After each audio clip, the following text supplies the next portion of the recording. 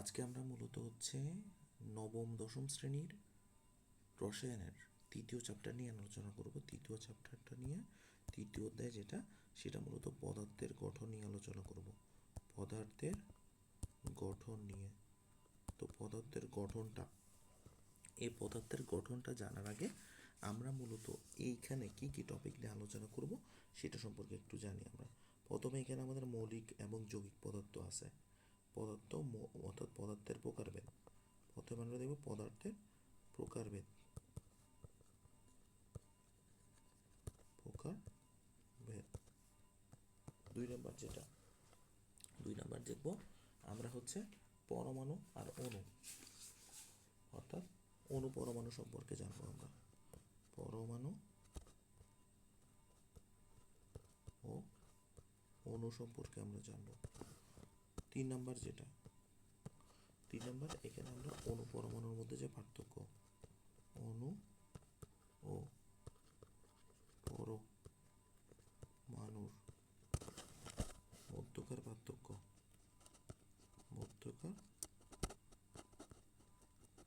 পার্থক্য, এটা জানবো। এরপরে যেটা আছে আমাদের 4 নাম্বার, প্রতীক ও সংকেত সম্পর্কে জানবো। প্রতীক ও সংকেত এটা সম্পর্কে জানবো।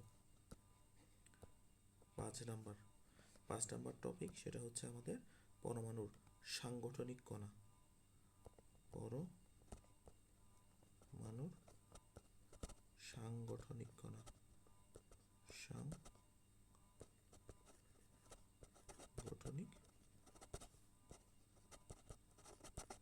এটা সম্পর্কে জানবো, যেটাকে আমরা মৌলিক কণা বলি। মৌলিক কণা বলা হয়। এরপরে যেটা দেখব 6 নম্বর টপিক, সেটা হচ্ছে আমাদের পরমাণুর সংখ্যা, ভর সংখ্যা। আচ্ছা, এরপর আমরা পরমাণুর ভর এবং পারমাণবিক সংখ্যা, ভর সংখ্যা প্রকাশ। পারমাণবিক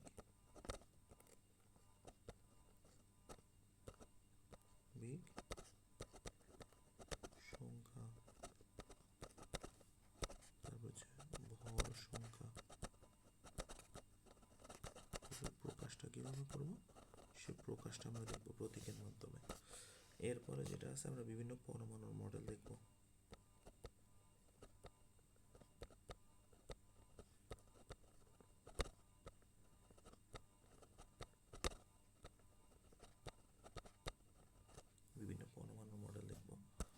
আচ্ছা, এই পরমাণুর মডেলের মধ্যে আমরা যেটা দেখব, প্রথমে হচ্ছে আমাদের ক নাম্বার, রাদারফোর্ডের পরমাণু মডেল।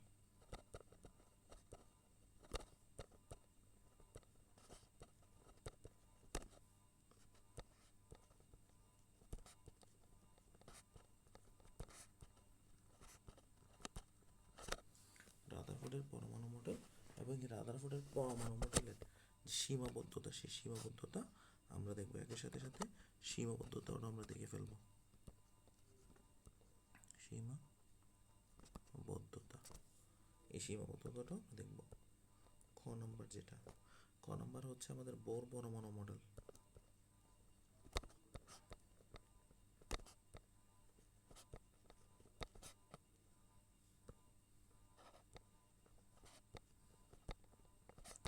এবং এটা সীমাবদ্ধতা, এটা আমরা দেখব। তারপরে যেটা আমাদের পরমাণুর শক্তি স্তরে ইলেকট্রন বিন্যাস, মানে অর্থাৎ আমরা ইলেকট্রন বিন্যাস সম্পর্কে দেখব।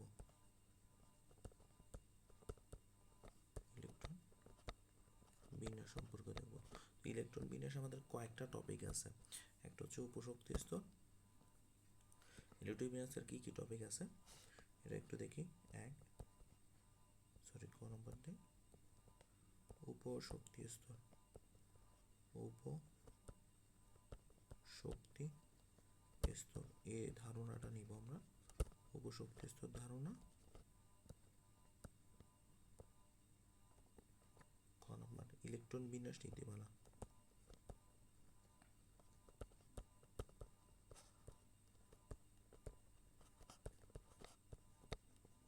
বিন্যাসের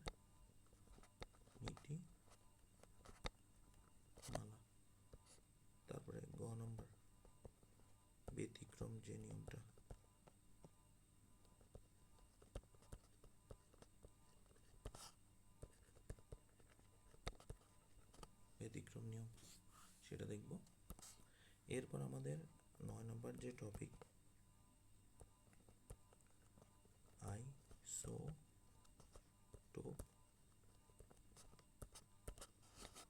আইসোটোপ,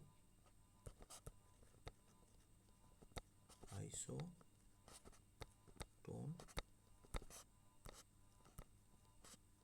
আইসোবার, আইসোমার।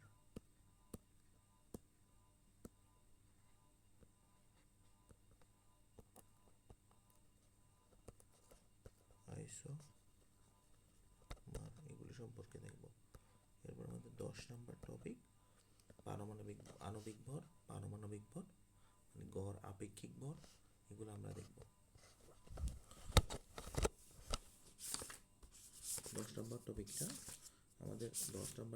হচ্ছে মূলত পারমাণবিক ভর বা আপেক্ষিক পারমাণবিক ভর, যেটাকে আমরা পারমাণবিক ভর বলতেছি, পারমাণবিক ভর অথবা বা সেটাকে আমরা আপেক্ষিক পারমাণবিক ভর বলতে পারি। আপেক্ষিক পারমাণবিক ভর এটা বলতে পারি। এরপরে যেটা আছে আমাদের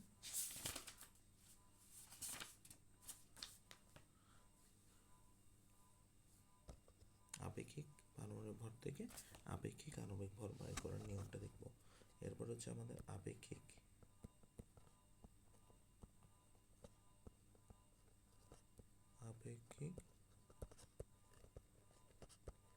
আণবিক ভর।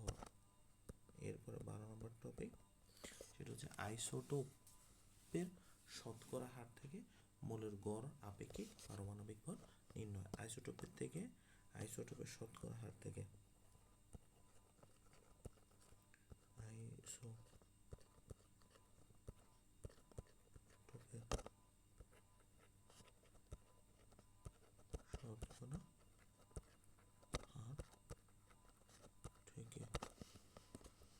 মোলের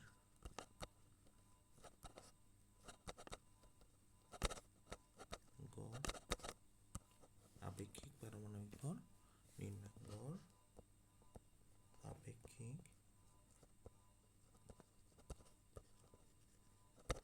পারমাণবিক ভর নির্ণয়।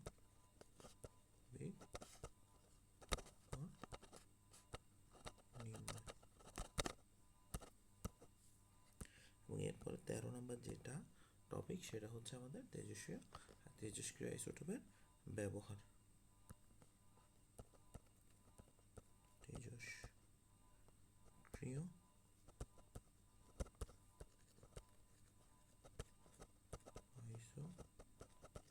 আইসোটোপের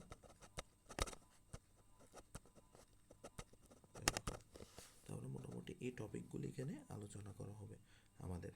তাহলে প্রথমে যেটা দেখি, প্রথমে আমরা পদার্থের প্রকারভেদটা নিয়ে আলোচনা করি। প্রথম যে টপিকটা, এই টপিকগুলো আমরা পদার্থের প্রকারভেদ। তাহলে পদার্থের প্রকারভেদ আমাদের কি, পদার্থ মূলত হচ্ছে দুইটা ভাগে ভাগ করছে। পদার্থকে আমরা দুইটা ভাগে, তো পদার্থটা কি সেটা আমরা মোটামুটি জানি।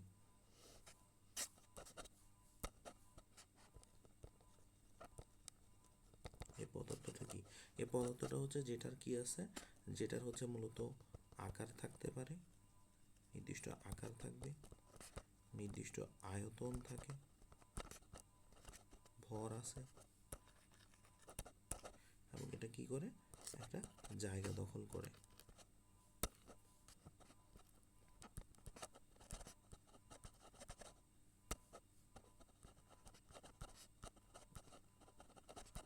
জায়গা দখল করবে, সেটাকে আমরা পদার্থ বলি। তাহলে পদার্থের এই বৈশিষ্ট্যগুলি থাকে। এখন পদার্থকে দুইটা ভাগে ভাগ করছে। কয়টা ভাগে ভাগ করছে? দুইটা ভাগে ভাগ করছে। একটা আমরা পদার্থ বলি, পদার্থ এটাকে মূলত দুইটা ভাগে ভাগ করছে। একটা হচ্ছে মৌলিক পদার্থ,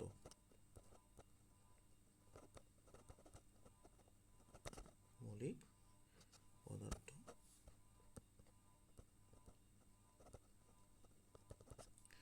আরেকটা হচ্ছে যৌগিক পদার্থ। মৌলিক পদার্থকে কি বলে? মৌলিক পদার্থ অথবা মোল বলে। আর যৌগিক পদার্থ সেটাকে যৌগিক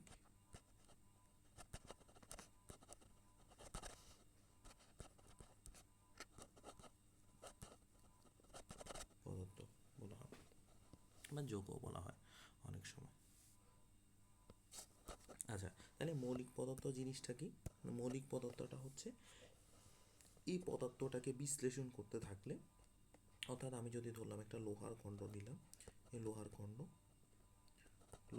তাহলে এটাকে বিশ্লেষণ করতে থাকলে আমি শুধুমাত্র লোহার ছোট ছোট কণাই পাবো, অন্য কোনো পদার্থ পাবো না। তাহলে আমি যদি বলি যে সমস্ত পদার্থকে বিশ্লেষণ করলে শুধুমাত্র ওই পদার্থটাই পাওয়া যায়, সেটাকে আমরা কি বলবো? মৌলিক পদার্থ অথবা মৌল বলা হয়। অর্থাৎ অন্যভাবে বলতে পারি, যে সমস্ত পদার্থকে বিশ্লেষণ করলে ওই পদার্থ ছাড়া অন্য কোনো পদার্থ পাওয়া যায় না, তাদেরকে আমরা মৌলিক পদার্থ বলবো। তাহলে কি পাওয়া যাবে?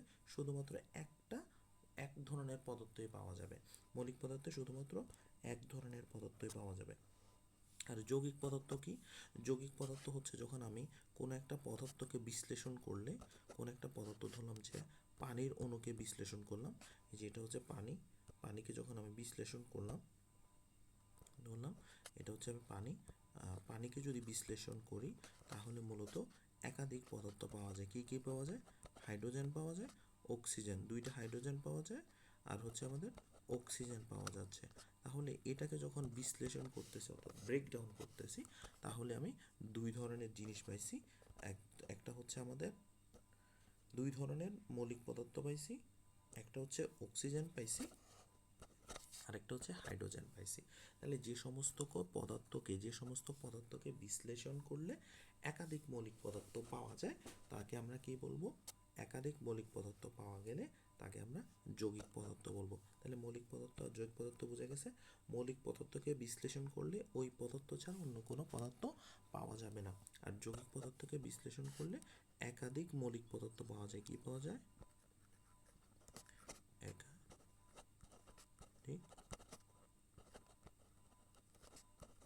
মৌলিক পদার্থ ইজ ইকুয়াল টু যৌগিক পদার্থ। আচ্ছা, এরপরে আমরা যেটা দেখি সেটা হচ্ছে পরমাণু আর অণু।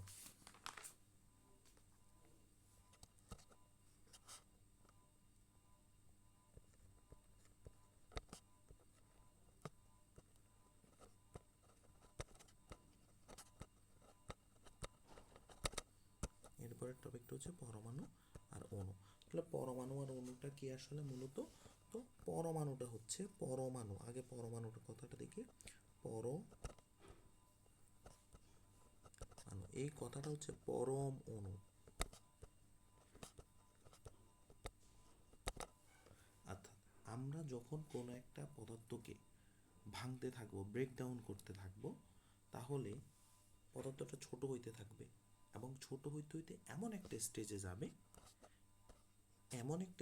যাবে যে স্টেজে গেলে এরপরে যদি এটাকে ব্রেকডাউন করি, তাহলে ওই কণাটার একদম যে বৈশিষ্ট্য, সে বৈশিষ্ট্যটা সে হারায় ফেলবে, ধর্মটা হারায় ফেলবে। অর্থাৎ ওইটা যে মৌলের পরমাণু ছিল, যে মৌলের কণা, সেটা সাধারণত সেই মৌলের কণাটা প্রদর্শন করবে না, বৈশিষ্ট্য প্রদর্শন করবে না। আমি যদি বলি, বললাম যে এইটা হচ্ছে লোহাকে ব্রেকডাউন করতে আমি ব্রেকডাউন করে ছোট ছোট কণা বানাইলাম ফার্স্টে, আরও বানানোর পর আরও ছোট ছোট কণা বানাইলাম, এরকম করতে একদম শেষ একটা পর্যায়ে চলে গেছি, এমন একটা পর্যায়ে চলে গেছি যে পর্যায়ে যাওয়ার পর এর থেকে ছোট পর্যায়ে যদি আমি যাই, তাহলে এর থেকে ছোট পর্যায়ে গেলে তাহলে এই কণাগুলির যার বৈশিষ্ট্য, সেই বৈশিষ্ট্যটা অর্থাৎ থাকবে না, বৈশিষ্ট্যটা বা ধর্মটা, গুণাবলীগুলি নষ্ট হয়ে যাবে। তাহলে আমাদের সর্বশেষ স্টেজটা হচ্ছে এই স্টেজটা। তাহলে এই স্টেজটাকে বলে, এই স্টেজ যে পদার্থ কণাগুলি বলে, এগুলি বলা হয় পরমাণু। তাহলে পরমাণু আমরা যদি বলি, পরমাণুর ক্ষেত্রে বলবো যে মৌলিক পদার্থের ক্ষুদ্রতম কণা, যা সাধারণত সংশ্লিষ্ট মৌলের ধর্ম ও গুণাগুণটা বজায় রাখে। তাহলে পরমাণু কাকে বলবে? পরমাণু হচ্ছে মৌলিক পদার্থের কি কণা? ক্ষুদ্রতম কণা, যার মধ্যে ওই মৌলের গুণাগুণ বর্তমান থাকে। তাহলে আমরা পরমাণুর ক্ষেত্রে কি বলবো?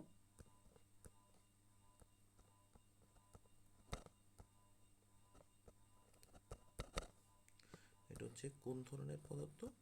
মৌলিক পদার্থের ক্ষুদ্রতম কণা। মৌলিক পদার্থের ক্ষুদ্রতম কণা, যা যা কি করে সংশ্লিষ্ট মোলের, যা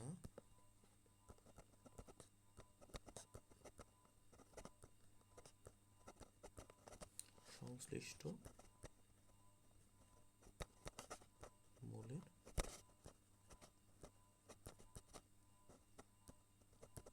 ধর্ম।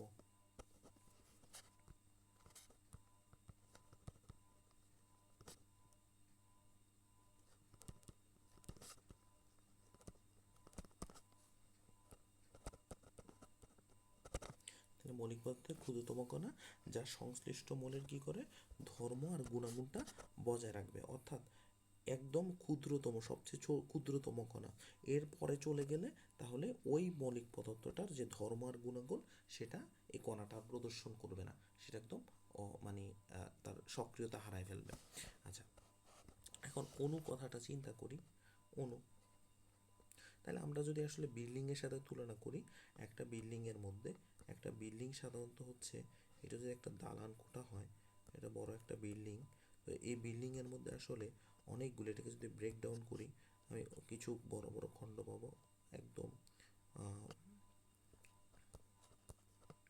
এরকম ব্রেক ডাউন করলে আমি আসলে অনেকগুলি কী পাবো, বললাম যে আমি প্রথমে কিছু বড় অংশ পাবো, এরপরে ছোট ছোট একদম আমি যদি ইয়াতে যাই, একদম স্বতন্ত্র অবস্থায় যাই, তাহলে এটার মধ্যে ইট পাবো, অর্থাৎ ইট দিয়ে মূলত এই বিল্ডিংটা গঠিত হয়েছে। ইট দিয়ে ইটকে একটার সাথে একটা যুক্ত করে মূলত এই বিল্ডিংটাকে আমি তৈরি করছি, আমি তৈরি করিনি, আসলে সত্য মিস্ত্রি যারা তারা তৈরি করছে। তাহলে এই যে ইটটা হচ্ছে এটার একদম মানে সবচেয়ে ক্ষুদ্রতম অংশ, যে অংশটার পরে যদি আমি যাই, ইটকে ব্রেকডাউন করলে আসলে এটা সক্রিয়তা হারায় ফেলবে। ইট ভাঙা ইট দিয়ে তো আর বিল্ডিং তৈরি করা যাবে না, অথবা বালি দিয়ে তো আর বিল্ডিং তৈরি করা যাবে না। তাহলে আমরা ইট দিয়ে যেহেতু বিল্ডিং তৈরি করতে হবে, এটা হচ্ছে তার সবচেয়ে ক্ষুদ্রতম কণা, এই অংশটাই মূলত তার ক্ষুদ্রতম অংশ। তো এই ক্ষুদ্রতম অংশ সেটাই মূলত হচ্ছে আমরা পদার্থের ক্ষেত্রে সেটাকে পরমাণু বলবো, যেটার পরে সাধারণত আর যাওয়া যায় না। তাহলে এরপরে অণু কথাটা বলি। অণু জিনিসটা কি? এই অণু জিনিসটা হচ্ছে দুই বা ততোধিক, আমরা যেমন একটা ইটের সাথে যুক্ত হয়ে যেভাবে আসলে অনেকগুলি ইট, মানে দুইটা ইট, তিনটা ইট এভাবে যুক্ত হয়ে বড় একটা বিল্ডিং তৈরি করে, তেমনিভাবে এই পরমাণু একাধিক পরমাণু একটার সাথে যুক্ত হয়ে কি তৈরি করবে, একটার সাথে একটা যুক্ত হয়ে তৈরি করবে কি, অণু তৈরি করে। এভাবে দেই তাহলে জিনিসটা ক্লিয়ার হবে। বললাম যে এই একটা পরমাণু, এ পরমাণু একটার সাথে যুক্ত হয়ে মূলত কি তৈরি করলো, একটা অণু তৈরি করলো, বিশাল একটা অণু তৈরি করলে। তাহলে অণুর গঠন, এটা অনেক বড় বড় অণু থাকতে পারে, অনেকগুলি অণু মিলে আমাদের তখন কি করে, বিশাল একটা পদার্থ তৈরি করে। আচ্ছা, তাহলে আমরা যদি বলি অণু জিনিসটা কি, দুই বা ততোধিক পরমাণু পরস্পরের সাথে রাসায়নিক বন্ধনের মাধ্যমে যুক্ত হলে তাকে আমরা পরমাণু বলি, অণু বলি। কি বলি? দুই বা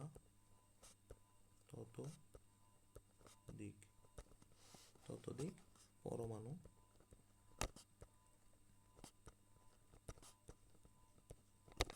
পরস্পরের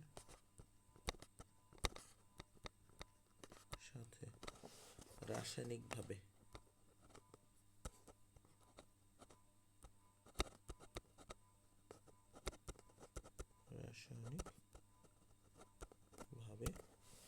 যুক্ত হলে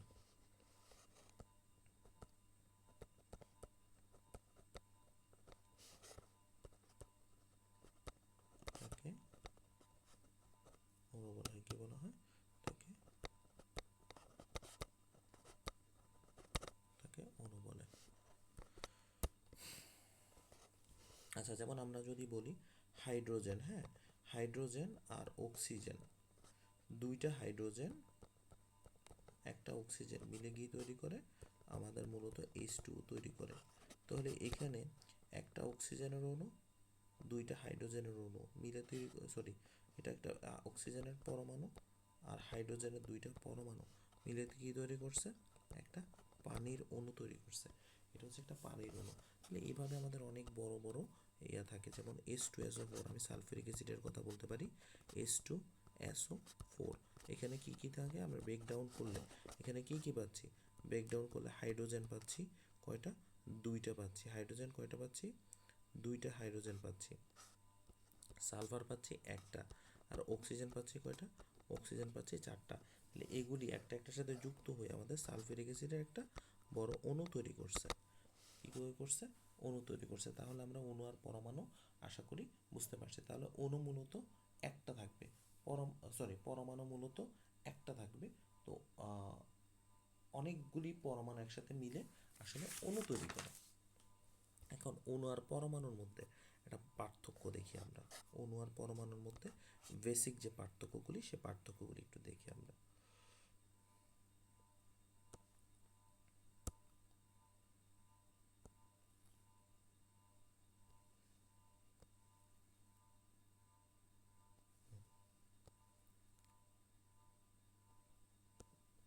তাহলে আমাদের অণু আর পরমাণুর মধ্যে পার্থক্য, এটা লিখলাম অণু আর এটা হচ্ছে আমাদের, আচ্ছা প্রথমে পরমাণু লিখি, প্রথমে লিখলাম পরমাণু, পরমাণু যেহেতু সবচেয়ে ক্ষুদ্রতম কণা, আর এটা লিখলাম অণু। আমাদের যদি পার্থক্য আসে তাহলে আমরা প্রথমে দিব, এক নম্বরে দিব, সেটা হচ্ছে মৌলিক পদার্থের ক্ষুদ্রতম কণা। এটা হচ্ছে মৌলিক পদার্থের ক্ষুদ্রতম কণা, ক্ষুদ্রতম কণা। আচ্ছা, এটা এক নম্বর গেল। আর এটা কি, এটা হইতে মৌলিক পদার্থেরও হইতে পারে, আবার যৌগিক পদার্থেরও হইতে পারে। এটা কি হইতে পারে, মৌলিক অথবা যৌগিক পদার্থের ক্ষুদ্রতম কণা, মৌলিক অথবা যৌগিক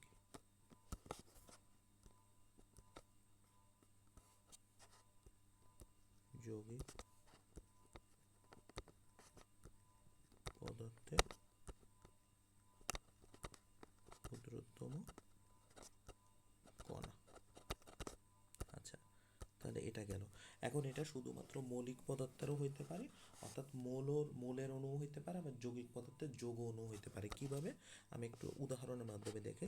শুধুমাত্র নাইট্রোজেন ধরলাম, যে নাইট্রোজেন, দুইটা নাইট্রোজেন একসাথে যুক্ত হয়ে আমাদের N2 অর্থাৎ নাইট্রোজেন অণু গঠন করছে। তাহলে এখানে দুইটা পরমাণু যে দেখা যাচ্ছে, দুইটা পরমাণু দেখা যাচ্ছে, দুইটা সেম। তাহলে আমরা যেটা পাচ্ছি সেটা হচ্ছে নাইট্রোজেন অণু পাচ্ছি। কি পাচ্ছি, নাইট্রোজেন অণু পাচ্ছি। এই নাইট্রোজেন অণুটা কি, এই নাইট্রোজেন অণুটা হচ্ছে একটা মৌলিক পদার্থের অণু, যেহেতু মৌলিক পদার্থ দিয়ে তৈরি হয়েছে। আবার যৌগিক পদার্থের অণু আমরা বলতে পারি H2O, হ্যাঁ, এটা হচ্ছে যৌগিক পদার্থের অণু। এই অণুটা কি তৈরি করলো, এই অণুটা মূলত হচ্ছে আমাদের হাইড্রোজেন, দুইটা হাইড্রোজেন আর একটা অক্সিজেন নিয়ে তৈরি হয়েছে।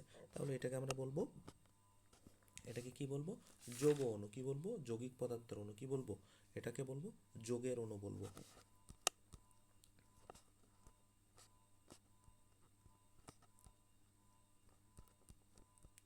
যোগের অণু। আর ওইটা হচ্ছে মৌলিক পদার্থের, এটা হচ্ছে মৌল অণু।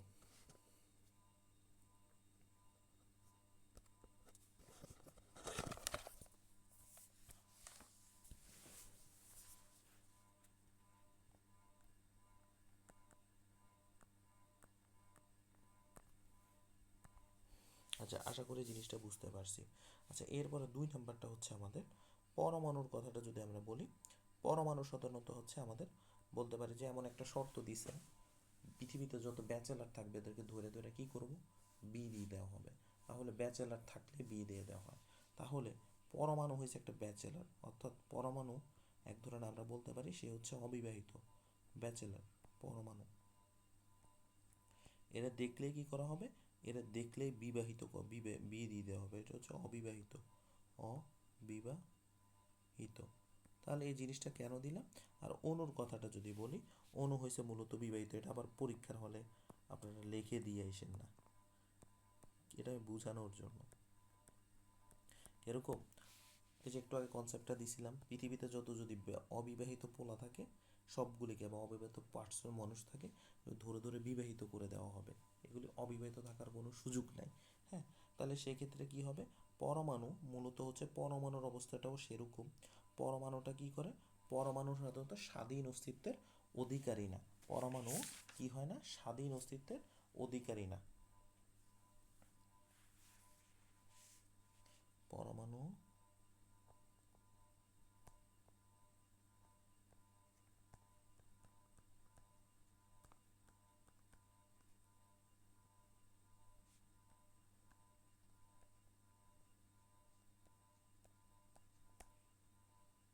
অস্তিত্বের অধিকারী নয়, কি নয়?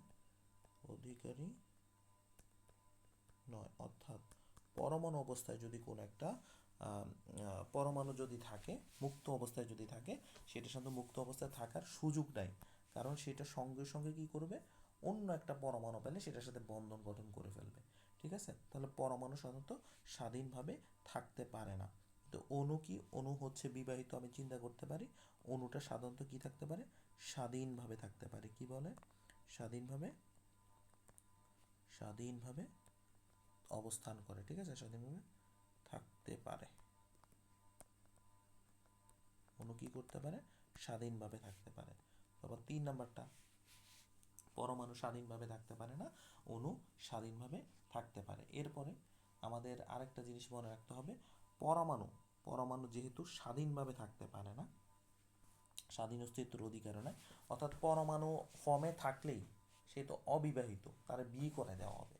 তাহলে মানে একটা রাসায়নিক বিক্রিয়া হয় আর কি, আমরা একটা বিয়ে শাদীর মধ্যে মূলত একটা এক ধরনের বিক্রিয়া কাজ করে, রাসায়নিক একটা কেমিস্ট্রি বলি না আমরা, রসায়ন।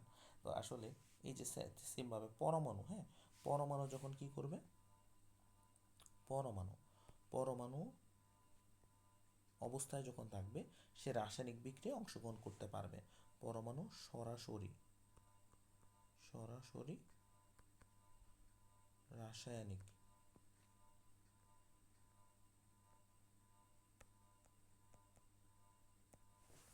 বিক্রিয়া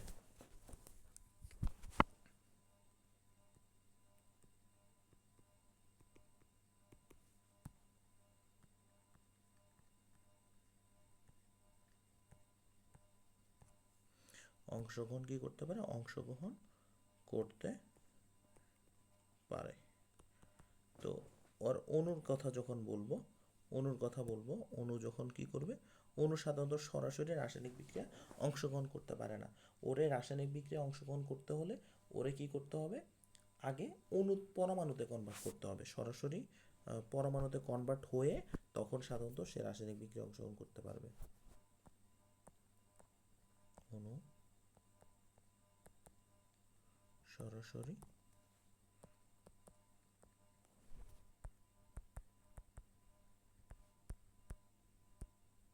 বিক্রিয়ায় অংশগ্রহণ করতে পারে না।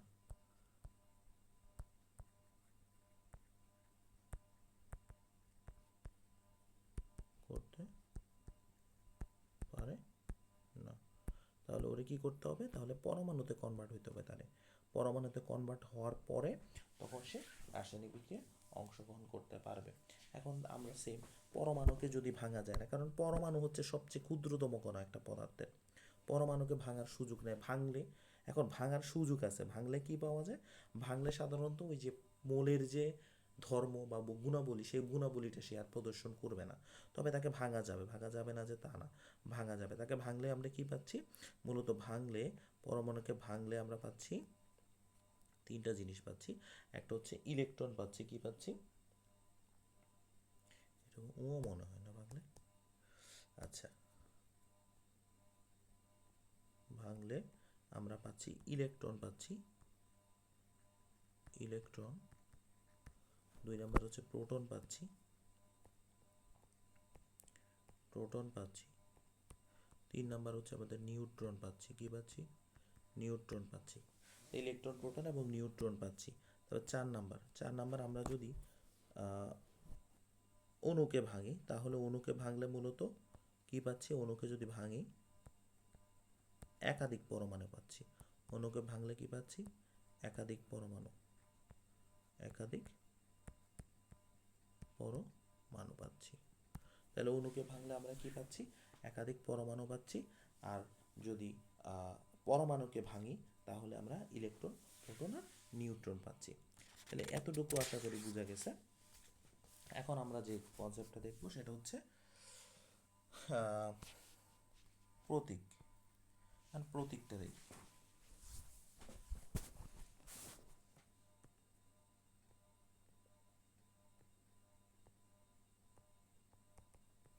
আচ্ছা, তো প্রতীক জিনিসটা কি? প্রতীক জিনিসটা হচ্ছে মূলত আমি যদি বলি আমার নাম হচ্ছে রাশেদ, তো এই রাশেদটাকে আমি শর্টকাটে প্রকাশ করতে যাচ্ছি, আমার একটা কোড নেম ব্যবহার করতে যাচ্ছি, আর দিয়ে লিখলাম। এখন আমার এক কলিগ আছে, তার নাম হচ্ছে রাফি। এখন তাকেও যদি আর দিয়ে প্রকাশ করি, তাহলে এক জায়গায় যদি আর ডাকে তাহলে দুইজনই কি হয়ে যাবে না? দুইজনই দাঁড়ায় যাবে। হ্যাঁ, যদি আরকে দাঁড়াইতে বলে দুইজনই দাঁড়ায় যাবে, এটাকে আইডেন্টিফাই করা যাচ্ছে না। এখন আমি রাফির বদলে আর যদি না লিখে আমি যদি শুধু এভাবে লিখি, আর এ লিখি, রাফির কোডটা আর এ, তাহলে আর দিয়ে যদি বোঝায় তাহলে হচ্ছে রাশেদ দাঁড়াবে, আর এ দিয়ে যদি বোঝায় তাহলে হচ্ছে রাফি দাঁড়াবে। তাহলে আমি কি করছি? প্রতীক মানে আমি আমার নামের একটা শর্ট ফর্ম ব্যবহার করছি। মূলত কোনটা ব্যবহার করছি? নামের প্রথম অক্ষরটা ব্যবহার করছি। ঠিক আছে, প্রথম অক্ষরটা যখন মিলে যাচ্ছে তখন আমি যখন একাধিক হয়ে যাচ্ছে সেটা, তো প্রথম অক্ষর একাধিক নামের মধ্যে থাকতেছে, তখন আমি কি করতেছি? এরপর একটা প্রথম অক্ষর এবং আরেকটা অক্ষর নিয়ে আরেকটা নামকে প্রকাশ করতেছি, যেমন আর এ রাফি। তো তেমনিভাবে আমরা যখন কোনো একটা মৌলিক পদার্থকে প্রকাশ করব, ওইটার একটা কোড নেম থাকবে। কারণ আমি যদি প্রত্যেকবার বড় বড় করে লিখি, তাহলে যেমন আমি যদি পটাশিয়ামের কথা বলি, পটাশিয়াম না, ধরলাম যে হাইড্রোজেন, হাইড্রোজেন প্রত্যেকবার যদি হাইড্রোজেন লিখি আমি, তাহলে সেটা অবশ্যই ডেফিনেটলি আমার জন্য অনেক হ্যাসেল, কারণ অনেক বিক্রিয়া থাকবে। তো এটাকে আমি একটা শর্ট কোড নেম দিয়ে প্রকাশ করব। সেটা হচ্ছে আমরা মূলত হাইড্রোজেনকে এইচ দিয়ে প্রকাশ করি। কি দিয়ে প্রকাশ করি? এইচ দিয়ে প্রকাশ করি। তারপরে আমি আবার যদি বলি কার্বন, কার্বন, তাহলে এটাকে আমরা প্রকাশ করি সি দিয়ে। এভাবে মৌলিক পদার্থগুলি আমরা বিভিন্ন শর্ট নাম দিয়ে আমরা প্রকাশ করি, অর্থাৎ মূলত প্রথম অক্ষরটা নেওয়া হয়।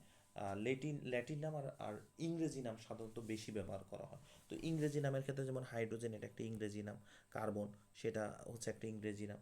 তো এরকম যদি হয়, যদি প্রথম অক্ষর দুইটার ক্ষেত্রে এক হয়, যেমন আমি যদি এরকম যেমন কার্বন লিখলাম, আর যদি ক্লোরিনের কথা বলি CHLORINE, ক্লোরিন, তো এই ক্লোরিনের ক্ষেত্রে এই সি, কার্বনেও সি আছে, ক্লোরিনেও সি আছে, তাহলে আমি দুইটার মধ্যে কি আমি সেম সংকেত দিব না সেম সংকেত, সেম প্রতীক দিব না।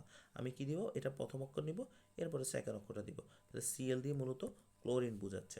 তাহলে এই যে হাইড্রোজেন, যেগুলি মূলত সরাসরি ইংরেজি নাম, যেটা ইংরেজি নামের যেটা সেটার প্রথম অক্ষরটা আমরা প্রতীক আকারে লিখব, ক্লিয়ার? যেটা কিন্তু কিছু আছে ল্যাটিন নাম, কিছু আছে ল্যাটিন নাম। তো সেক্ষেত্রে কি, যেমন আমি পটাশিয়ামের ক্ষেত্রে যদি বলি, পটাশিয়াম, পটাশিয়ামের নাম, পটাশিয়াম আমি যদি লিখি POTASSI, পটাশিয়াম, পটাশিয়াম তো পি দিয়ে, আমি পটাশিয়ামের সংকেত হচ্ছে আমার কে। কেন কে? কারণ হচ্ছে পটাশিয়ামটা মূলত হচ্ছে ক্যালিয়াম, এটা ল্যাটিন নাম থেকে আসছে, ক্যালিয়াম, ক্যালিয়াম। তারপরে হচ্ছে আমি যদি সোডিয়ামের কথা বলি, নর্মাল সোডিয়াম, সোডিয়াম হচ্ছে আমাদের কি? সোডিয়াম হচ্ছে এস দিয়ে শুরু, কিন্তু আমার সোডিয়ামের সংকেত হচ্ছে Na, কারণ সোডিয়ামটা মূলত কোত্থেকে আসছে? ন্যাট্রিয়াম থেকে আসছে। কোত্থেকে আসছে? ন্যাট্রিয়াম থেকে আসছে, বুঝে গেছে? ন্যাট্রিয়াম থেকে আসছে। তাহলে আমরা মূলত প্রতীকটা হচ্ছে একটা সংক্ষিপ্ত ফর্ম, নামটার মৌলিক পদার্থের একটা সংক্ষিপ্ত ফর্ম। তাহলে আমরা লিখব কোনো মৌলের ইংরেজি বা ল্যাটিন নামের সংক্ষিপ্ত রূপকে কি বলি? আমরা প্রতীক বলি।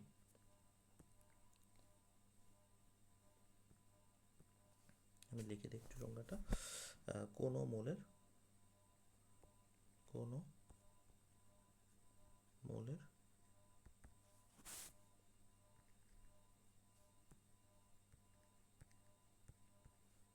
ইংরেজি বা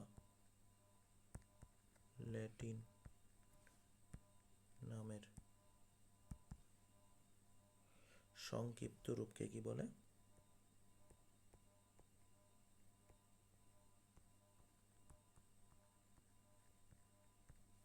রূপকে কি বলবো? প্রতীক বলবো। কি বলবো? প্রতীক বলে। আচ্ছা, এখন এই প্রতীকটা, তাহলে প্রতীক আমরা পাইলাম। প্রতীক এরকম আমরা বিভিন্ন ইংরেজি নাম অথবা ল্যাটিন নামটা সাধারণত প্রতীকের ক্ষেত্রে ব্যবহার করে থাকি। এরপর আমরা দেখি, এরপর আমাদের কি আছে? সংকেত। এরপরে যে জিনিসটা সেটা হচ্ছে সংকেত। তো সংকেত জিনিসটা কি? মৌলিক পদার্থের, আমরা এটা যদি বলি আরও শর্টকাটে, আচ্ছা, সংকেতটার কথা যখন বলবো, সংকেতটা হচ্ছে মূলত মোলের হইতে পারে, যোগেরও হইতে পারে। যোগের, মোলের অথবা যোগের অনুসংক্ষিপ্ত রূপকে, কোনো মোলের অথবা যোগের, যোগের মানে যৌগিক পদার্থ, যোগের অনুর সংক্ষিপ্ত রূপকে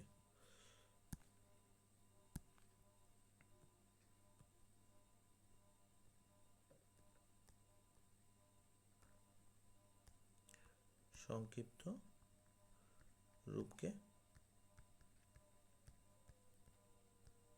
সংকেত বলে। কি বলে? কোনো মৌলের বা যোগের অনুসংক্ষিপ্ত রূপকে কি বলে?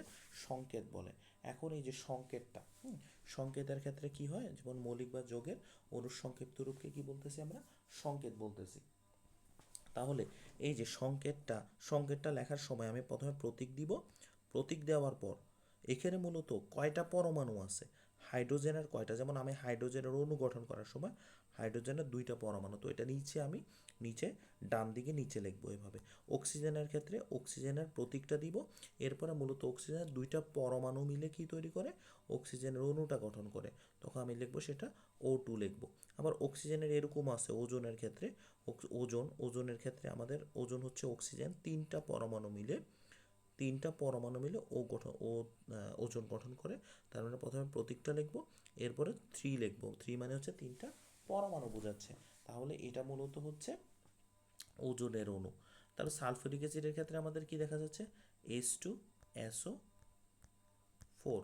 তাহলে এটা একটা সালফিউরিক অ্যাসিডের অণু। এখানে কি 2টা হাইড্রোজেন আছে, একটা সালফার এবং 4টা অক্সিজেন আছে। তাহলে আমি প্রতীকের ক্ষেত্রে যদি বলি, কোনো মোলের ইংরেজি বা ল্যাটিন নামের সংক্ষিপ্ত যে রূপ, সে রূপকে আমরা কি বলতে পারি? সে রূপকে বলি আমরা প্রতীক। আর যদি আমাদের সংকেতের কথা বলে, তাহলে কোনো মোলের বা যোগের অণুর সংক্ষিপ্ত যে রূপ, সে সংক্ষিপ্ত রূপকে আমরা সংকেত বলবো। কি বলবো? সংকেত বলবো। আশা করি এতটুকু বোঝা গেছে সংকেত আর কি। আচ্ছা, এরপরে আমরা দেখব পরমাণুর সাংগঠনিক কণা। আজকে আমরা এই টপিকটা শেষ করে ফেলার এই অধ্যায়টা ওয়ান শটে শেষ করার চেষ্টা করব। যদি একটা ভিডিওতে কভার না করে, তাহলে আমরা হচ্ছে আরেকটা ভিডিওতে, ইনশাল্লাহ 2টা ভিডিওতে আমরা কভার করে ফেলবো। এরপরে আমরা সিকিউগুলি, তারপর হচ্ছে এমসিকিউগুলি, ইম্পর্টেন্স যে এমসিকিউ এগুলি আমরা সলভ করব। আচ্ছা, এখন আমরা দেখি পরমাণুর সাংগঠনিক কণা।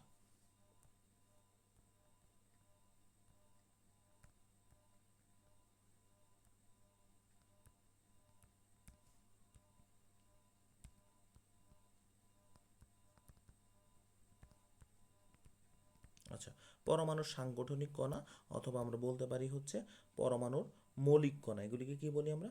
পরমাণুর মৌলিক কণাও বলে।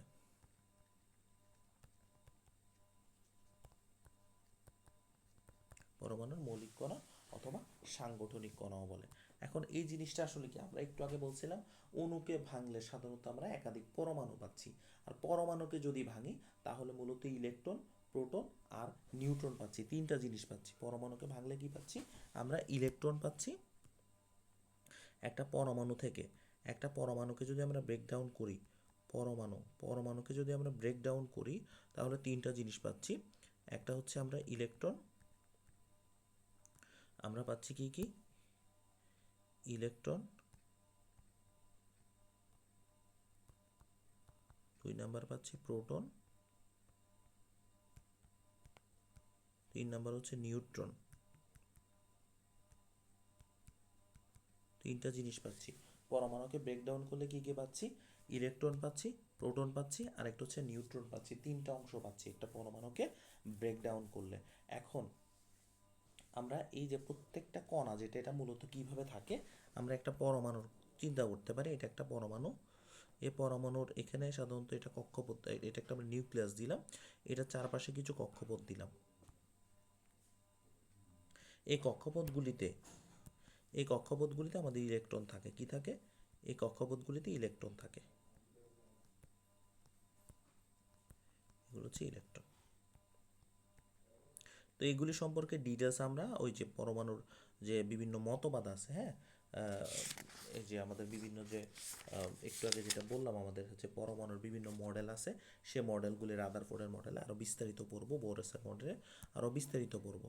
তো এখন আমরা জাস্ট একটা আইডিয়া নিয়ে রাখতেছি। তো এখানে আমাদের মূলত এই যে এখানে যে অংশটা দেখা যাচ্ছে,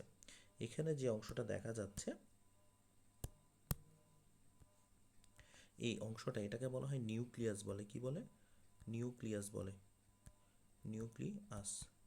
এই অংশটা হচ্ছে নিউক্লিয়াস। তো এই নিউক্লিয়াসে হচ্ছে মূলত কি থাকে? এই নিউক্লিয়াসের ভিতরে থাকে প্রোটন প্লাস হচ্ছে নিউট্রন থাকে। কি থাকে? নিউট্রন থাকে। এই নিউক্লিয়াসে দুইটা জিনিস থাকে, প্রোটন আর নিউট্রন থাকে। এবং এই যে ইলেকট্রনগুলি চারপাশে কক্ষপথগুলিতে আবৃত, মানে বৃত্তাকার পথে পরিভ্রমণ করতেছে। এগুলো হচ্ছে ইলেকট্রন। তো ইলেকট্রনগুলি কোথায় পরিভ্রমণ করতেছে? বৃত্তাকার পথে চারপাশে পরিভ্রমণ করতেছে।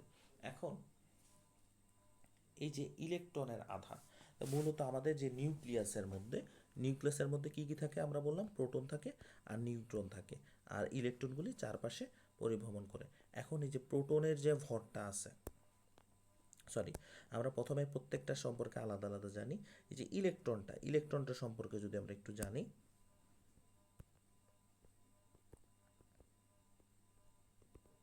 আচ্ছা, তো ইলেকট্রনটা কি? ইলেকট্রনটা চারপাশে কক্ষপথে পরিভ্রমণ করতেছে। তো ইলেকট্রনের সংকেত সাধারণত ই দ্বারা প্রকাশ করা হয়। কি দ্বারা প্রকাশ করা হয়?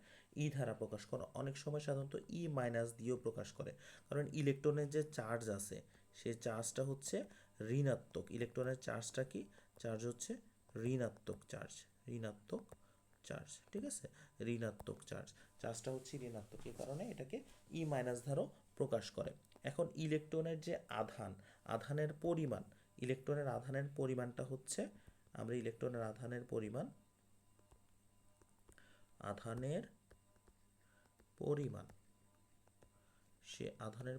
হচ্ছে -1.60 ইন্টু 10⁻⁻⁹ কুলম। এটা হচ্ছে ইলেকট্রনের আধানের পরিমাণ। আচ্ছা, ইলেকট্রনকে আমরা ই দিয়ে প্রকাশ করি বেসিক্যালি, বই ই আছে, আবার ই মাইনাস দিয়ে অনেক সময় প্রকাশ করি। তাহলে হচ্ছে ইলেকট্রনের একটা ভর, ইলেকট্রনের যদি ভর হিসাব করি, আমরা একটি ইলেকট্রনের ভর যদি হিসাব করি, একটা আমি ই দিয়ে দিলাম, ইলেকট্রনের যে ভর, সে ভরটা হচ্ছে অনেক ক্ষুদ্র, সেটা হচ্ছে 9 পয়েন্ট, একদম প্রকৃত ভর যদি বলি। আচ্ছা, আমি এখানে একটা জিনিস কারেকশন করে দিই। মূলত একটি ইলেকট্রনের প্রকৃত ভরের কথা যখন বলবে, একটি ইলেকট্রন এর প্রকৃত ভর, এই প্রকৃত ভরের কথা যখন বলবে, সেটা হচ্ছে 9.11 ইন্টু 10⁻⁻28 গ্রাম। আচ্ছা, 28 গ্রাম। আর এটাকে যদি আমি কেজিতে কনভার্ট করি, তাহলে হচ্ছে 1000 দিয়ে ভাগ করব। 1000 দিয়ে ভাগ করলে 9.11 ইন্টু 10⁻31 কেজি। কারণ আমাদের অনেক সময় কেজিটাও চলে আসে। 3টা শূন্য অ্যাড হয়েছে আর কি, এখানে জাস্ট 3টা শূন্য অ্যাড হয়েছে ইনভার্স হয়ে। তাহলে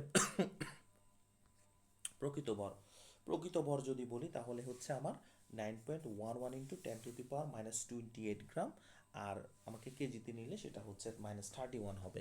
এখন নর্মালি এই যে ইলেকট্রনের যে ভরটা সেটা এত ক্ষুদ্র, অন্য দুইটা থেকে যদি আমি তুলনা করি, প্রোটন আর নিউট্রনের সাথে যদি তুলনা করি, এটার ভর প্রায় 1840 গুণ কম। কত কম? 1840 গুণ কম। তো আমরা সাধারণত কি করি, ইলেকট্রনের যে আপেক্ষিক ভর, আপেক্ষিক মানে হচ্ছে তুলনামূলক, আমরা ইলেকট্রনের আপেক্ষিক ভরটা সাধারণত কি করি, শূন্য ধরি। আমরা ইলেকট্রনের আপেক্ষিক যে ভর, ইলেকট্রনের আপেক্ষিক ভর, আপেক্ষিক ভর সমান সমান আমরা 0 ধরি। কেন 0 ধরি? কারণ প্রোটন, আপেক্ষিক মানে তুলনামূলক, আগে বললাম, কারণ এটা হচ্ছে প্রোটন এবং নিউট্রনের তুলনায়, ও নিউট্রনের ভরের তুলনায় কত? প্রায় হচ্ছে 1840 গুণ কম, 1840 গুণ কম এটার ভরটা। আচ্ছা সরি,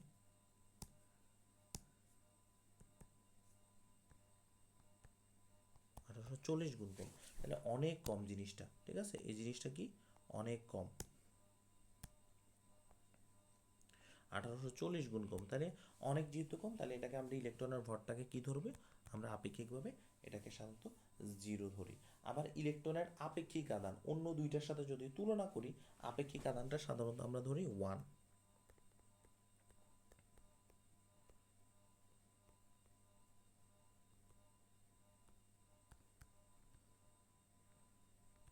আপেক্ষিক আদানটা হচ্ছে সাধারণত 1 বলতে -1 আর কি। আপেক্ষিক আদানটা -1 ধরা হয়। কি ধরা হয়?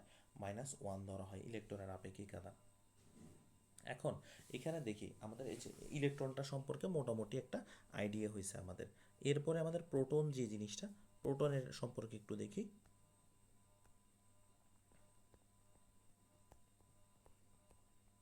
তাহলে প্রোটনকে সাধারণত কি দ্বারা প্রকাশ করা হয়? পিতে প্রোটন, আর প্রতীক হচ্ছে আমাদের সাধারণত পি দিয়ে প্রকাশ করা। এটাকে কি দিয়ে প্রকাশ করে? ছোট হাতের পি দিয়ে আমাদের প্রোটনটাকে প্রকাশ করা হয়। আর এটা হচ্ছে একটা ধনাত্মক চার্জ বিশিষ্ট কণা। কি কণা? ধনাত্মক চার্জ বিশিষ্ট একটা কণা। আচ্ছা, এখন আমরা একটু আগে পাইছিলাম ইলেকট্রনটা হচ্ছে ঋণাত্মক চার্জ বিশিষ্ট আর প্রোটনটা হচ্ছে ধনাত্মক চার্জ বিশিষ্ট। এরপরে যে জিনিসটা, প্রোটনের আধান, এটা জাস্ট ইলেকট্রনের আধানটা ইলেকট্রনের সমান কিন্তু জাস্ট অপোজিট। কিরকম? এটা হচ্ছে ইলেকট্রন আমরা পাইছিলাম মাইনাস, আর প্রোটনের যে আধান সেটা হচ্ছে আমাদের, মানে প্রকৃত আধান যেটা বলি, আধান, তাহলে সেটা হচ্ছে +1.60 ইন্টু 10⁻⁻19 কুলম। ঠিক আছে, এটা শুধুমাত্র প্লাস 10⁻⁻19 কুলম। আচ্ছা 19 একটু সুন্দর করে দিই, 10⁻⁻19 কুলম। কিন্তু আমাদের আপেক্ষিকভাবে আমরা দেখলাম যে আপেক্ষিক আদান, ইলেকট্রনের আপেক্ষিক আদান -1 ধরা হয়, আর প্রোটনের আপেক্ষিক আদান সাধারণত হচ্ছে +1 ধরা হয়। কি ধরা হয়? আপেক্ষিক আদান। এটা হচ্ছে আপেক্ষিক আদান। এটা কি? প্রোটনের আপেক্ষিক আদান।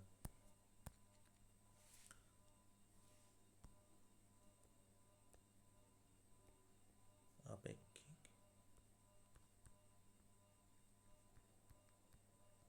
আপেক্ষিক আদান, এটা সাধারণত হচ্ছে আমাদের +1 ধরা হয়। কি ধরা হয়? +1 ধরা হয়। আচ্ছা, এবং প্রোটনের যে ভরটা, প্রোটনের যে ভর, সে ভরটা, প্রোটনের ভরটা আমাদের জাস্ট একটু মনে রাখতে হবে, প্রোটনের যে ভর, হ্যাঁ, প্রোটনের ভর আর নিউট্রনের ভর সমান। প্রোটনের ভর আর নিউট্রনের ভর সমান, এই জিনিসটা একটু মনে রাখবো। প্রোটনের ভর প্রায় সমান, ঠিক আছে, প্রোটনের ভর আর নিউট্রনের ভর প্রায় কাছাকাছি একদম। প্রোটনের ভর নিউট্রনের ভরটা একটু বেশি, কিন্তু আমরা কাছাকাছি ধরা যায়, ঠিক আছে। প্রোটনের প্রোটনের ভর যেটা, সে ভর মাসে আসতেছে, মনের মানটা আসতেছে, সেটা হচ্ছে আমাদের 1.67 ইন্টু 10⁻24 গ্রাম এটা আসতেছে। তো এটাকে কেজিতে আমরা চাইলে কনভার্ট করতে পারবো, সেটা আপাতত আমাদের দরকার নেই। তো প্রোটনের ভরটা আমরা পাইলাম প্রকৃত ভর, এটা হচ্ছে মূলত প্রকৃত ভর, এখানে লিখে রাখি প্রকৃত ভর প্রোটনের, এটা হচ্ছে প্রকৃত ভর। আচ্ছা, কিন্তু প্রোটনের আপেক্ষিক ভরটা যদি বলি, আপেক্ষিক ভর, তো ইলেকট্রনের আপেক্ষিক ভরটা আমরা 0 ধরছি, আর প্রোটনের যে আপেক্ষিক ভর, প্রোটনের ভরটা নিউট্রনের ভরটা তো আমরা সমান জানি, ঠিক না? তো এটা যে প্রোটনের আপেক্ষিক ভরটা তুলনামূলক আমরা যদি ইলেকট্রনের সাথে তুলনা করি, প্রোটনের আপেক্ষিক ভর যেটা আপেক্ষিক ভর, সেটা হচ্ছে মূলত আমাদের 1। কি হবে? 1 হবে আপেক্ষিক ভর। আপেক্ষিক ভরের মূলত কোনো একক নাই। কেন একক নাই? কারণ এখানে মূলত দুইটা সেম জাতীয় রাশির সাথে তুলনা করা হয়, দুটা অনুপাতের যেমন কোনো একক নাই, তো এটা দুইটা মূলত আসলে সেম জাতীয় রাশির তুলনা করা হয়, এই কারণে এটার কোনো একক নাই। এরপর আমরা যদি বলি প্রোটনের যে আপেক্ষিক ভর, সেটা আমরা মূলত হচ্ছে 1 ধরি, এবং প্রোটনের আপেক্ষিক আদানটা, সে আপেক্ষিক আদানটা আমরা +1 ধরি, এবং ইলেকট্রনের আপেক্ষিক আদান ধরি আমরা -1। এখন একটা ইন্টারেস্টিং জিনিস, একটা একটা পরমাণুর মধ্যে সাধারণত যতটা প্রোটন থাকে, যতটা প্রোটন থাকে ঠিক ততটি ইলেকট্রন থাকে স্বাভাবিক অবস্থায়। এই জিনিসটা আমরা একটু মনে রাখবো। আচ্ছা, তাহলে এটা মনে রাখ, একটু পর আমি লিখে দিব। এখন আর একটা জিনিস দেখে আমরা নিউট্রন সম্পর্কে একটু জানি। নিউট্রন, তাহলে নিউট্রনটা আসছে মূলত নিউট্রাল থেকে। কি থেকে? নিউট্রাল থেকে। নিউট্রাল মানে নিরপেক্ষ, নিরপেক্ষ। তো নিউট্রাল থেকে, নিউট্রাল থেকে আসছে নিউট্রন, ঠিক আছে? তো নিউট্রাল থেকে নিউট্রন আসছে, এটা মানে হচ্ছে নিরপেক্ষ। তাহলে এইটা হচ্ছে মূলত কি নিরপেক্ষ? এটা মূলত চার্জ নিরপেক্ষ। কি নিরপেক্ষ? চার্জ নিরপেক্ষ। এটার কোনো আসলে চার্জ নেই। তো নিউট্রনের চার্জ কত? নিউট্রনের চার্জ হচ্ছে 0। নিউট্রনের কি চার্জ? নিউট্রনের চার্জ হচ্ছে আমাদের 0। ক্লিয়ার? এবং নিউট্রনের যদি প্রকৃত ভরের কথা বলি, ভর, এটা হচ্ছে প্রকৃত প্রকৃত ভর। তাহলে প্রকৃত ভর হচ্ছে আমার কত? 1.67 ইন্টু 10⁻24 গ্রাম, এটা হচ্ছে প্রকৃত ভর। আর যদি আপেক্ষিক ভরের কথা বলি, ভর, এটা হচ্ছে আপেক্ষিকটা যদি হয়, আপেক্ষিকটা এটা হচ্ছে 1। কি? এটা আপেক্ষিক ভরটা হচ্ছে 1। তাহলে এটা যেহেতু নিউট্রনের ভরটা আর প্রোটনের ভরটা একদম কাছাকাছি, আমরা এই যেখানে দেখতেছি প্রায় কাছাকাছি প্রকৃত ভরটা, তাহলে আমরা সাধারণত দুইটার আপেক্ষিক ভর সেম ধরতে পারি। ইলেকট্রনের সাথে যদি আমরা কম্পেয়ার করি, ইলেকট্রনের প্রকৃত ভরের সাথে কম্পেয়ার করে। আচ্ছা, তো নিউট্রনকে সাধারণত কি দিয়ে প্রকাশ করে? নিউট্রনকে সাধারণত এন দিয়ে প্রকাশ করে, যেহেতু প্রথম ছোট হাতের এন দিয়ে প্রকাশ করি, আমি এটাকে ছোট হাতের এন দিয়ে প্রকাশ করব। এখন একটা জিনিস আমার একটু মনে রাখতে হবে, যে একটা পরমাণুতে প্রোটন সংখ্যা স্বাভাবিক অবস্থায়, স্বাভাবিক অবস্থায়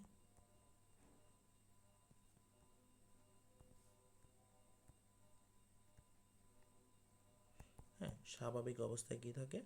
প্রোটন সংখ্যা, প্রোটন সংখ্যা সমান সমান আমার কি থাকবে? ইলেকট্রন সংখ্যা সমান থাকবে। ইলেকট্রন সংখ্যা, স্বাভাবিক অবস্থায় প্রোটন সংখ্যা আর হচ্ছে কি সংখ্যা সমান? প্রোটন সংখ্যা আর ইলেকট্রন সংখ্যা, সেটা হচ্ছে সমান। স্বাভাবিক অবস্থায় প্রোটন সংখ্যা আর ইলেকট্রন সংখ্যা কি থাকে? সমান থাকে।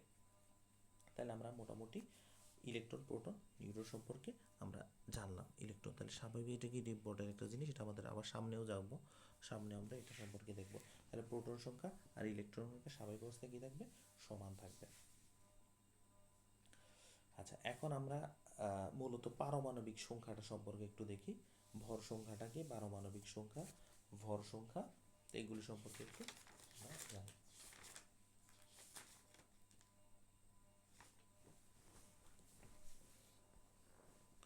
তো এটা আমাদের বইয়ে একটা চার্ট আছে, এই চার্টের মধ্যে সবগুলি মৌলিক কণিকাগুলির ভর থেকে শুরু করে আধান প্রতীক সব কিছু দেওয়া আছে।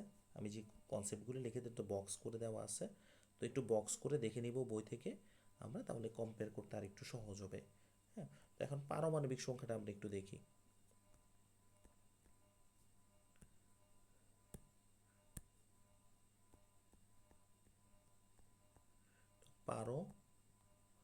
পারমাণবিক সংখ্যা, তো পারমাণবিক সংখ্যা মানে হচ্ছে মূলত প্রোটন সংখ্যা, প্রোটন সংখ্যা। আর স্বাভাবিক অবস্থায় প্রোটন সংখ্যা আর ইলেকট্রন সংখ্যা সমান। তো সেটা একটু পরে দেখি। তো পারমাণবিক সংখ্যা, তো পারমাণবিক সংখ্যা মূলত হচ্ছে একটা পরমাণুতে যতটা প্রোটন আছে সেই সংখ্যাটাকে মূলত ওই মূলের পারমাণবিক সংখ্যা বলে।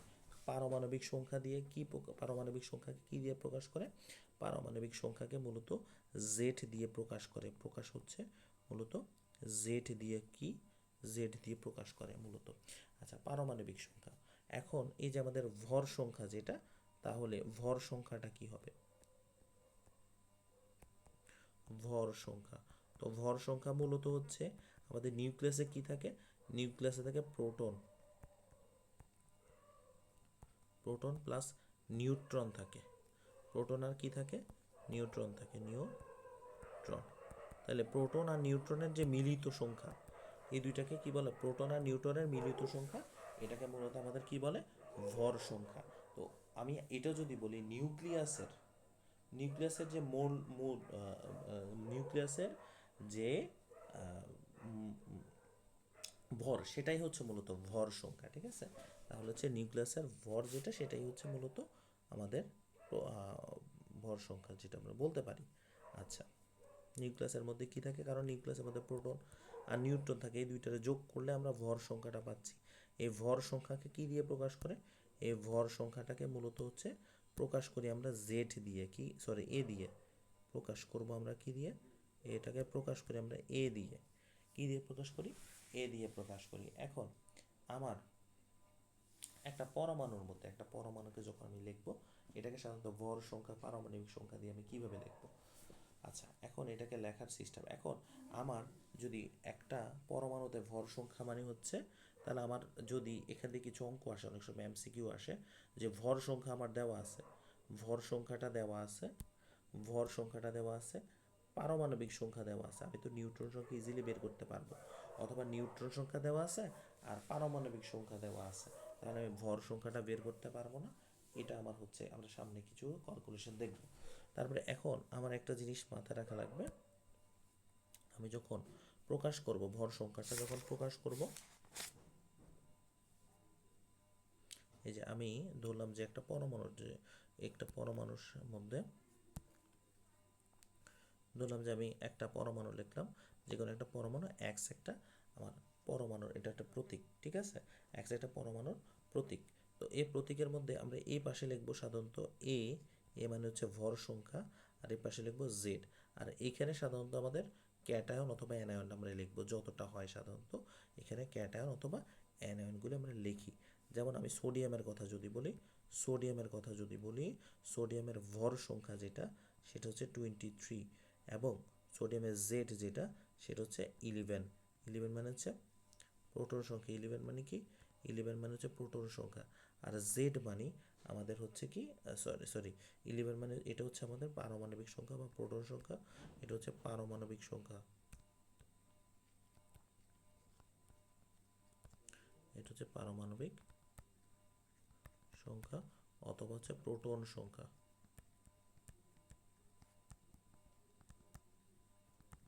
আচ্ছা, আর এটা হচ্ছে আমাদের ভর সংখ্যা।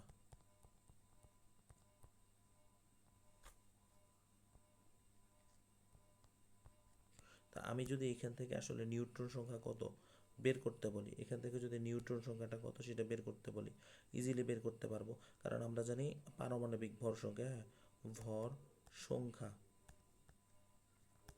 সমান সমান আমার কি, আমাদের হচ্ছে প্রোটন সংখ্যা প্লাস নিউট্রন সংখ্যা, প্রোটন সংখ্যা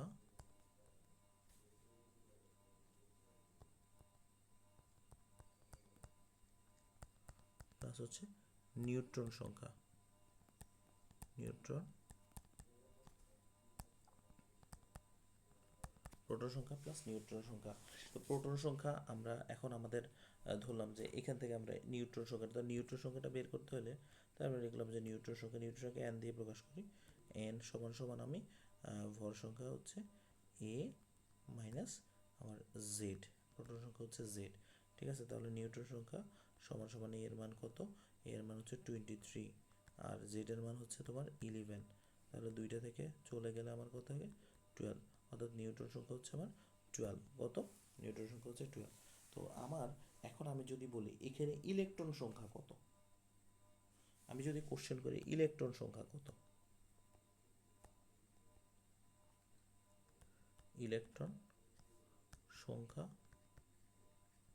কত, বলবো যে স্যার এটা তো শুকেন, এটা তো বলেন নাই। তাহলে এটা তো বলি নাই বাবা, একটু আগে তো বললাম, প্রোটন সংখ্যা যেখানে লিখে দিলাম, প্রোটন সংখ্যা আর ইলেকট্রন সংখ্যা সমান, প্রোটন সংখ্যা আর ইলেকট্রন সংখ্যা স্বাভাবিক অবস্থায় সমান।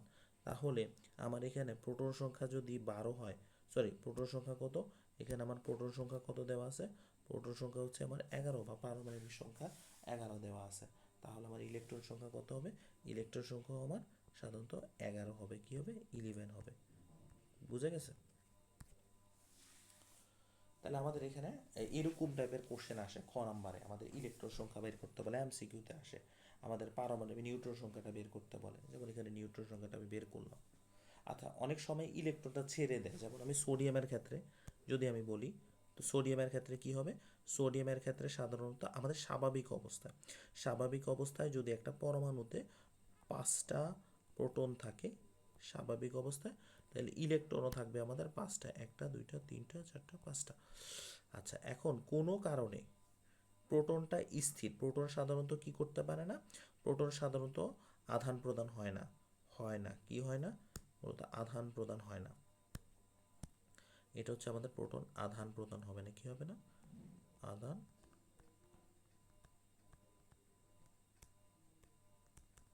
হয় না, আদান প্রদান হয় না, এই প্রোটনটা কি হয়, আদান প্রদান হয় না। কিন্তু আমার এই যে ইলেকট্রনটা কি হইতে পারে, এই ইলেকট্রনটা আদান প্রদান হয়, কি হয়, আদান প্রদান হয়।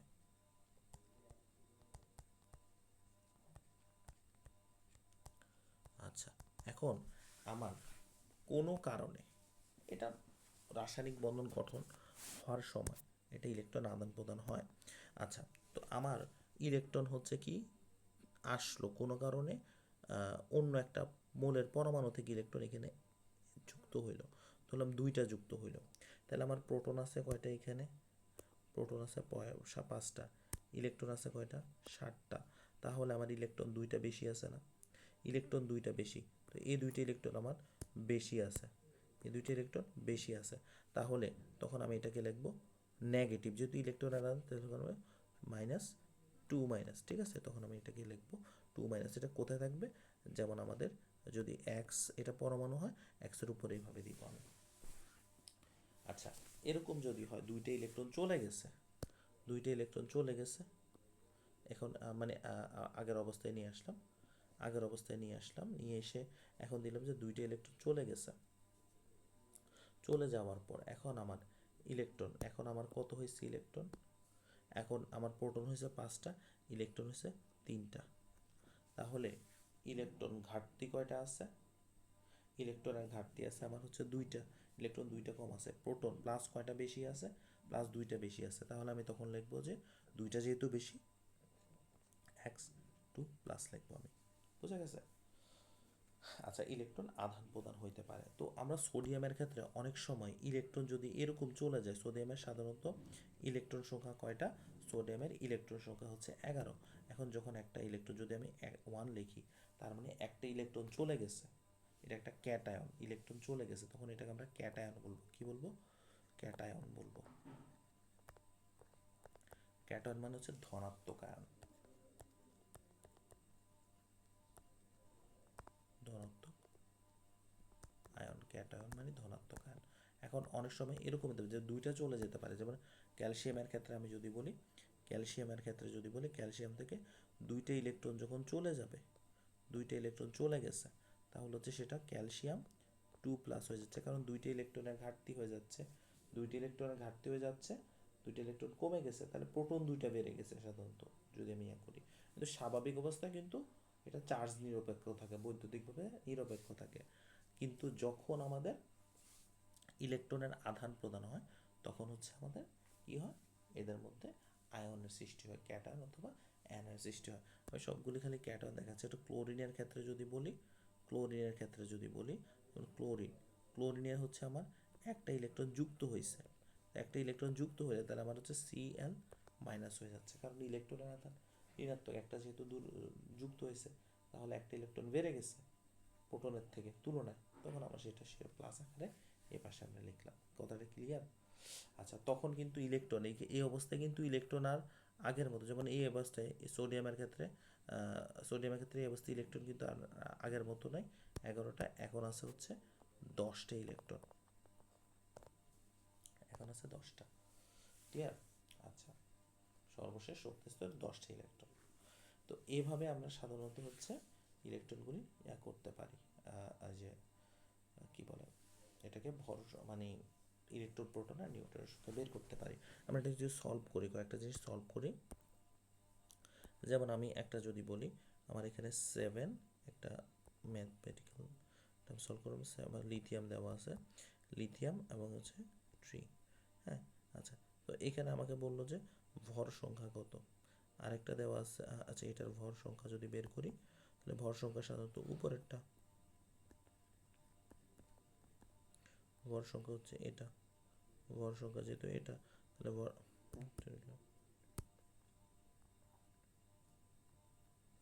ভর সংখ্যা এটা, তাহলে ভর সংখ্যা হচ্ছে 7।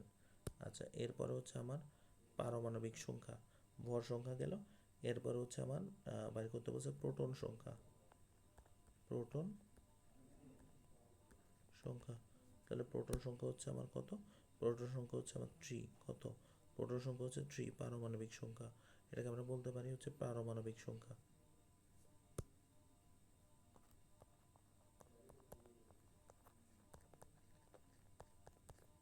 আচ্ছা, একইভাবে এটাকে আমরা ইলেকট্রন সংখ্যাও সেম বলতে পারি, সমান সমান আমি দেখে দিলাম ইলেকট্রন সংখ্যা, ইলেকট্রন সংখ্যা। আচ্ছা, এখন আরেকটা জিনিস বলছে, ইলেকট্রন সংখ্যা গণনা করো। প্রোটন সংখ্যা, তো নিউট্রন সংখ্যা যদি বলতো, ইলেকট্রন সংখ্যা, আমি তো ইলেকট্রন সংখ্যা 3 আমার, এখন যদি বলছে নিউট্রন সংখ্যা,